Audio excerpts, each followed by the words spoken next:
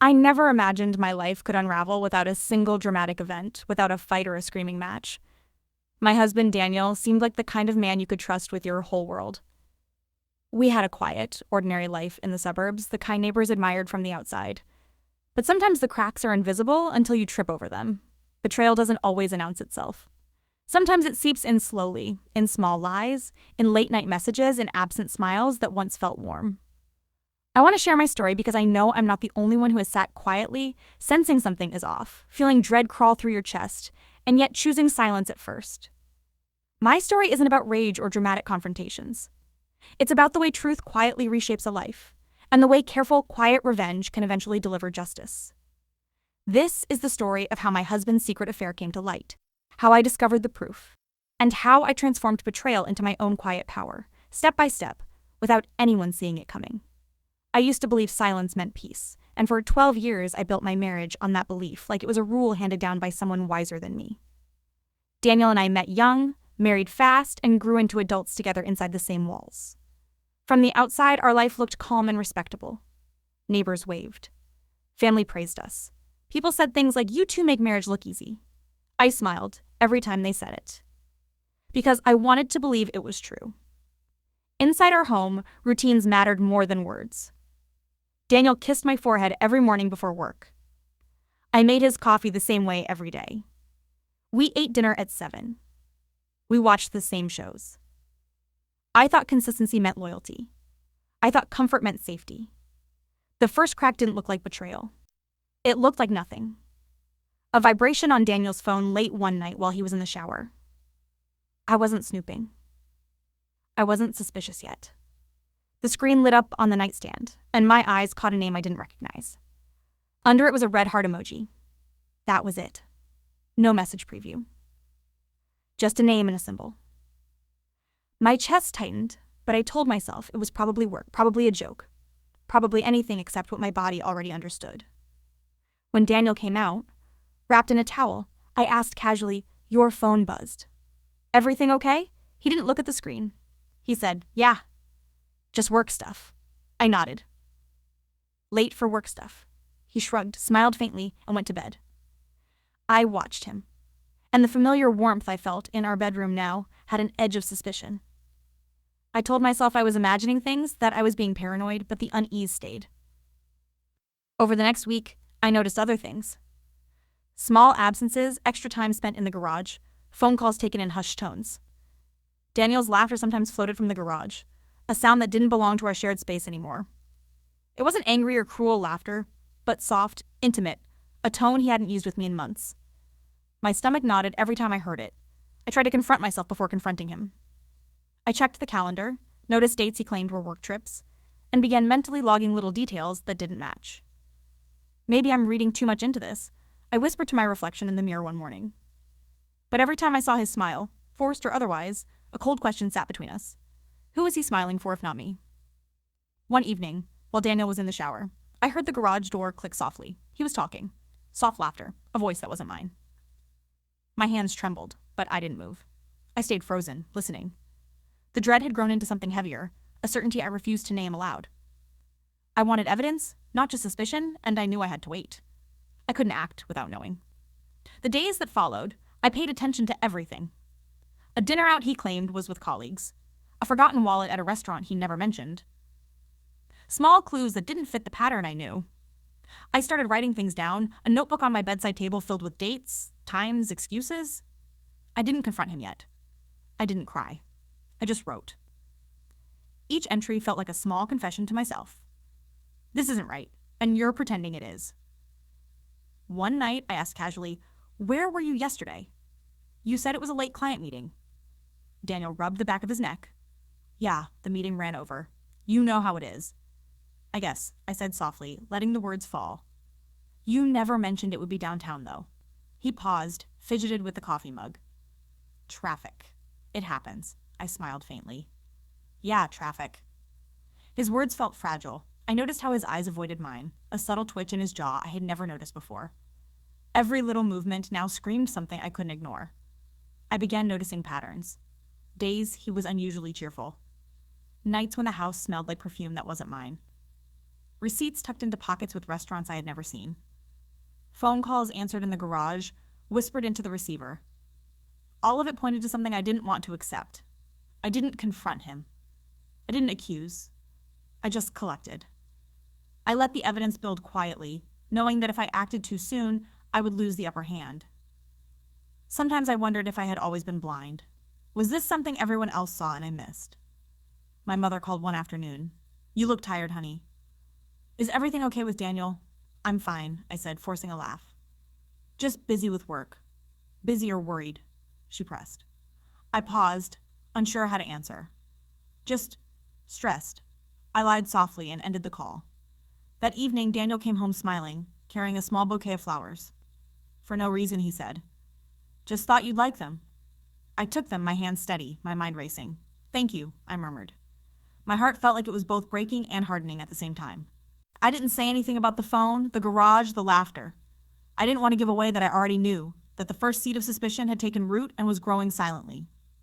I stayed up that night, notebook open, scribbling everything I remembered from the past weeks. Dates, times, odd behaviors, phone calls, messages. Every detail mattered. This isn't paranoia, I whispered to myself. This is preparation. The next morning, Daniel kissed me goodbye like nothing had happened. I held the cup of coffee he liked, watching him leave, pretending I hadn't heard him on the phone, hadn't seen the texts. But I had. Every smile, every hug, every casual conversation carried an invisible weight. I had changed. The woman who had trusted every routine, every word, every gesture had begun to notice shadows where there had once been light. At work, I found myself distracted, thinking of evidence I could gather without seeming suspicious. Lunch receipts, library logs, subtle mentions of colleagues I didn't know. I began scanning our shared tablet when he wasn't around, taking mental notes of passwords and private apps.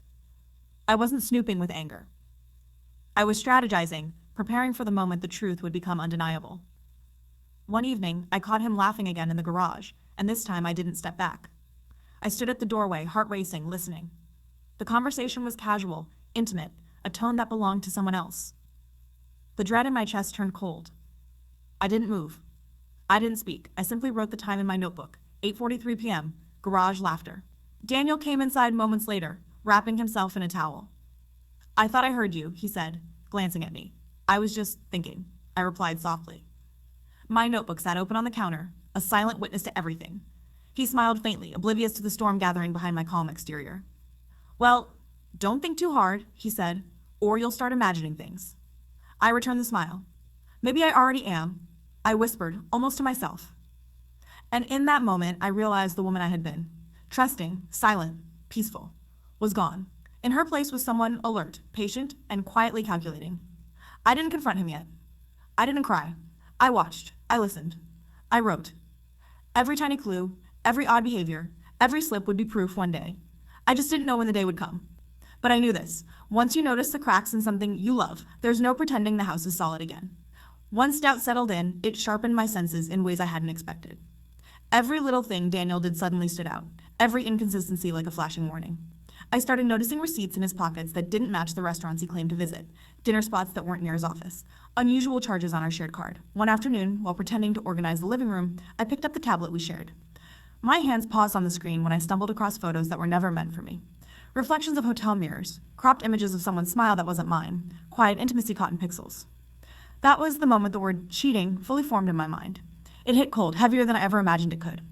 I didn't panic. I didn't cry. Instead, I began to gather proof quietly. I screenshot messages, downloaded images, and saved phone logs in a private folder only I could access. I even went to the library to print records, making sure no one would trace my actions. Every piece I collected became a brick in the foundation of clarity I was building. I couldn't confront him blindly. I needed certainty first. The confrontation came one evening. I poured myself a cup of tea, set the notebook and evidence across the table, and waited. Daniel walked in, tired from work, carrying the usual facade of calm and charm. "I think we need to talk," I said softly, my voice steady. He raised an eyebrow. "About what?" I gestured toward the evidence. "About this." He looked confused at first, then defensive. "I don't know what you mean." "Is this some kind of joke?" "No joke," I replied. "Look for yourself. Dates, receipts, photos. Every little detail points to the same truth." He leaned back, rubbing his forehead. Stress. It's all stress. Work stress, okay? That's all this is. I shook my head. No, Daniel. This is more than stress. This is betrayal. You've been cheating. He froze, then his eyes darted to the tablet. I don't know what you want me to say. It meant nothing. It was temporary. I never wanted to hurt you. You hurt me every day you lied, I said, voice rising slightly. Do you understand that? Every excuse, every little omission. It's all part of the same story. He ran a hand through his hair, looking lost. I swear, I can fix this. I can stop. I'll do anything. I leaned forward. Do you think saying that erases months of lies? Days of hiding? Nights of laughter that wasn't for me? He faltered, then lowered his gaze. I never meant to. I took a deep breath. Intent doesn't undo reality. But I'm willing to listen if you're honest from now on. His shoulders sagged. I am. I promise. No more secrets. I nodded slowly, but inside, a hard edge settled in me. His promises felt fragile. I realized that truth didn't free me. It gave me a choice. And I hadn't decided yet what to do with it. Over the next days, I noticed how carefully he moved around me, how he timed his phone use, how he avoided certain topics. One evening, I asked casually, "Where were you yesterday?" "The client dinner you mentioned." Daniel looked startled. It was a work thing. "I didn't think you'd care." "I care," I said softly. "I need honesty." "I know," he replied, avoiding my eyes. The next night, I found another receipt, a small coffee shop in a different part of town, time-stamped during a meeting he claimed to attend downtown. I didn't confront him. I didn't mention it. I wrote it down. My notebook was filling up quickly, a timeline of deception. At work, I found myself scanning his social media subtly, noting interactions, comments, likes that didn't match his story. He had assumed everything would stay hidden, that his careful lies would remain invisible. But patterns emerge if you watch closely. One afternoon, while he was at the gym, I discovered something unexpected. A series of messages from a woman I didn't know, casual in tone, intimate enough to confirm my suspicions. My hands shook slightly as I read, but I didn't show it. I saved screenshots, printed them, labeled each file. Every word, every timestamp became a weapon of knowledge. Later that evening, Daniel walked into the living room, exhausted. "Dinner ready?" he asked. "Yes," I said quietly. "Sit." As we ate, I asked, "How do you explain this?" I slid one of the printed screenshots across the table. His face paled. That's no excuses, I interrupted. No hiding.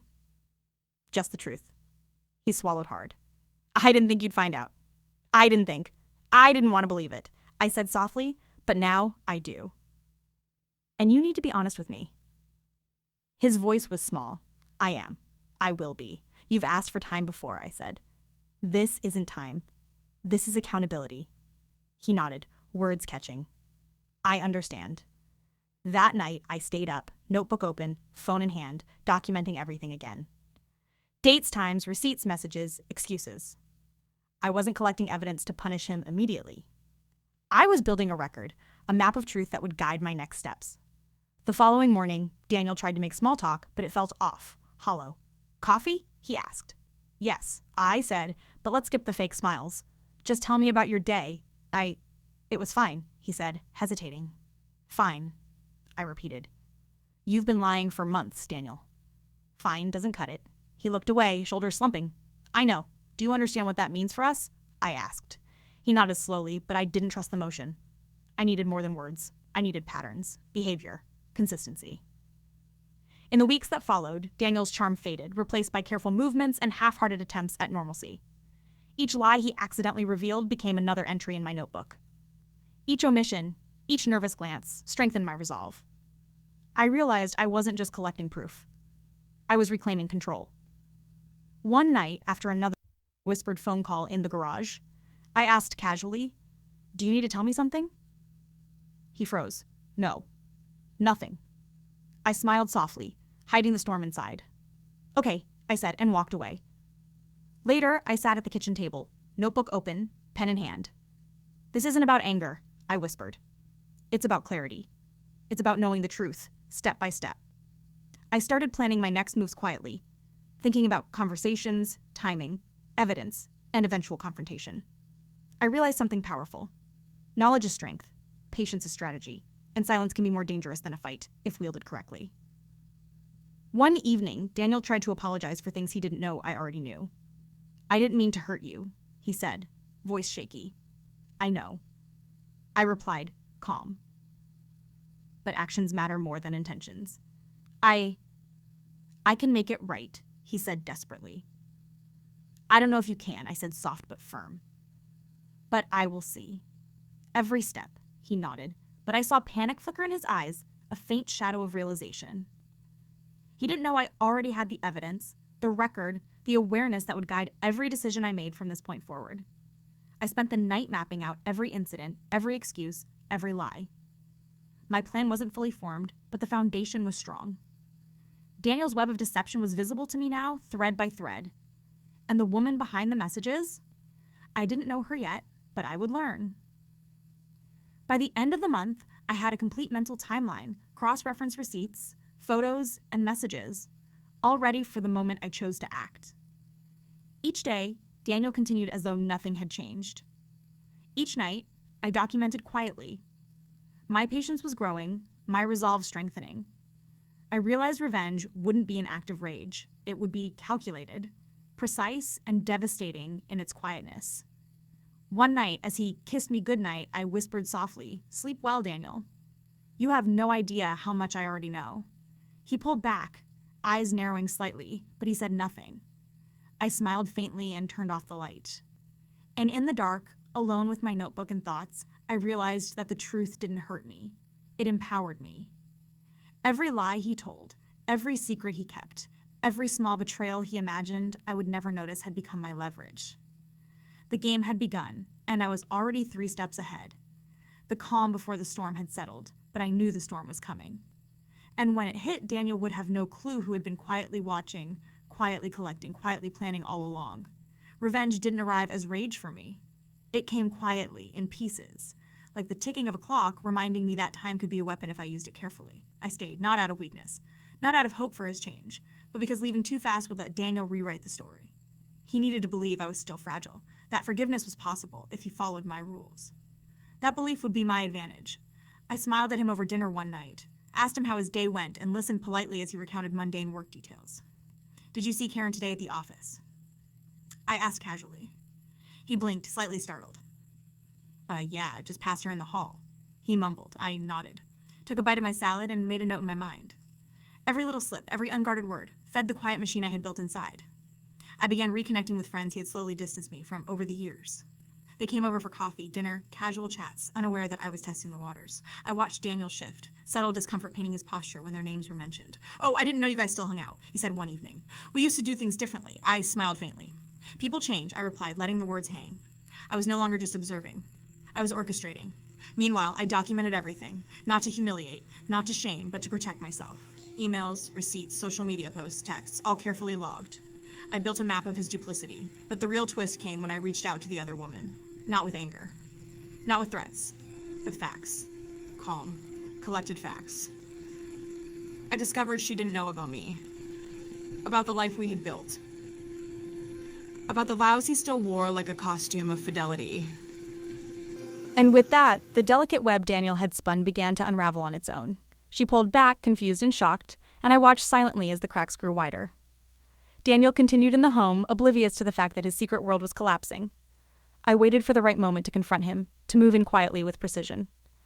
I had filed paperwork he would never expect, secured finances he assumed were entirely under his control, and timed everything to perfection. I still spoke to him with warmth in my tone, laughed at his jokes, let him believe the worst of the storm had passed. One evening, as he leaned against the kitchen counter, coffee in hand, he said, "I think we're getting back on track. I feel like us again." I nodded, smiling faintly. "I hope so. I want that too." "Really?" he asked, eyes searching mine. "Really?" I said, calm, almost tender. "But some things take time." I watched him relax slightly, a faint smile returning. He had no idea that the truth I held was already acting as a silent predator, slowly eroding his security, his control, and eventually his reputation. In the weeks that followed, I carefully tested his reactions. "I have plans this weekend," I said casually one Friday evening. "Just me and the girls." He looked surprised. "Okay. That sounds nice." I left him to wonder if I might discover more, or if my friends could uncover fragments of his lies. Every little suggestion, every word, every plan I made had a dual purpose: to give him the illusion of normalcy while I pulled the strings. The twist revealed itself quietly, like a shadow slipping through the cracks of a room. When the other woman withdrew completely confused and betrayed herself, Daniel panicked in ways he couldn't articulate. He didn't confront me. He didn't attempt to spin another story. He simply became cautious, tense, a man realizing his foundation was slipping beneath him. One night, he asked, voice low, "Do you know anything else?" I smiled softly, letting a pause stretch before I answered. "I know more than you think. Enough to make sure nothing can hurt me again." He swallowed hard. I just wanted a chance to make things right. I gave you chances," I said steady. "Every day, every week, every lie you told, you had the chance to stop. You didn't. I didn't think." His voice trailed off, uncertainty creeping into his eyes. "I know," I whispered. "But knowing isn't the same as forgiving. And forgiveness isn't the point here. Clarity is. The truth is." Daniel looked at me, confusion and fear mingling, unaware that I had already acted in ways he couldn't undo. He didn't realize that even if he confessed fully now, the damage to his carefully constructed life had already begun. He hadn't thought about the other consequences: colleagues who would see inconsistencies, friends who had noticed gaps in stories, the paper trail I had created, and the quiet shift in my own awareness. He tried to apologize in the kitchen one evening. I'm sorry," he said. "I never wanted to hurt you." "I know," I said calmly, "but words don't fix actions. They only expose them." "Please," he said, voice cracking. "Give me a chance. We can start over." "You can't start over," I said, soft but firm. "Not after everything. I'm done believing in what you promised. I'm done being blind."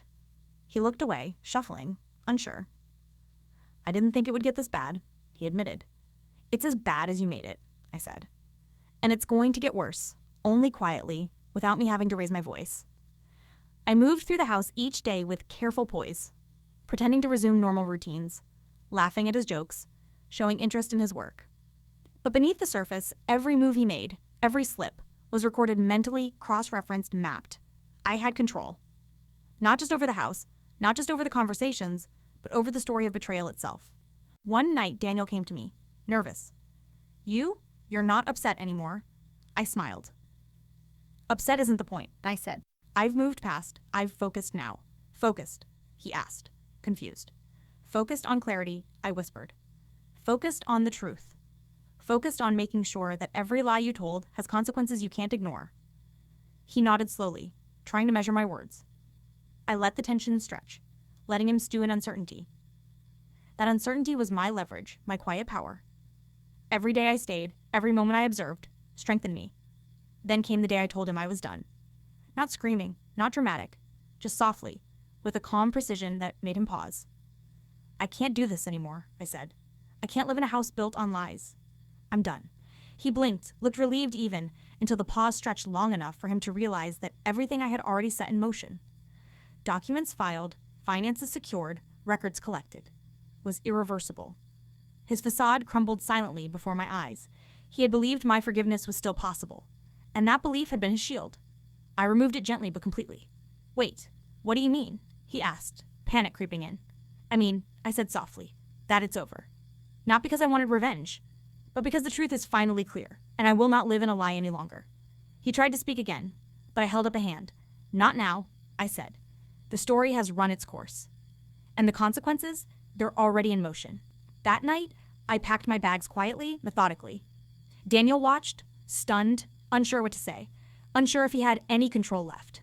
I smiled faintly, feeling the first breath of freedom, knowing that my quiet revenge had succeeded without a single loud confrontation.